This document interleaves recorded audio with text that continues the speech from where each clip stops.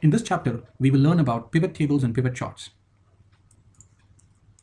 Pivot tables are one of the most powerful features in Excel. They are used to summarize or aggregate lots of data. It's nothing but converting lots of data to few rows or few columns of summary. They make it very easy to view data from different perspectives or angles. That's why it's called pivot table.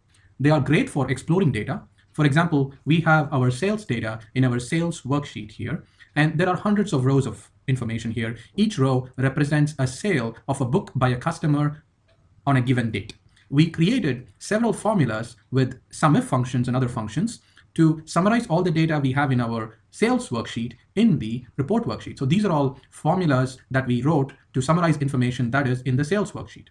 So for example, we wanted to know the sales by book type, sales by order location, sales by month, profit by month. We also wanted to know the sales and quantity by the book name or the customer information. So all of these are different views of the data that we have here in raw form.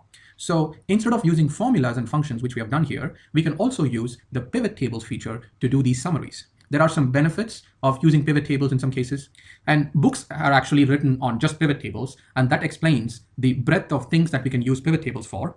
But we will just get started with some simple pivot tables so that we understand what they are and how we can better leverage them.